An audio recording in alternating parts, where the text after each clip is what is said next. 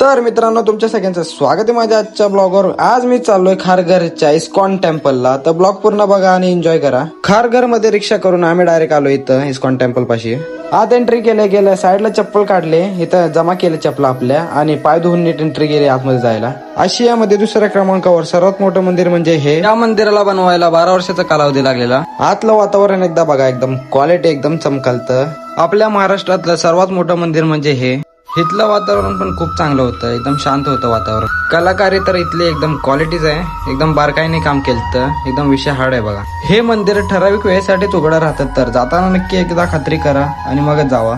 या दोघांचा काय विषय, काय मागाल ते काय माहित देवाला. गंभीर विषय दोघांचा. थोडा वेळ नामस्मरण केलं देवाचं आणि नीट निघालो आम्ही दुकानात जायला.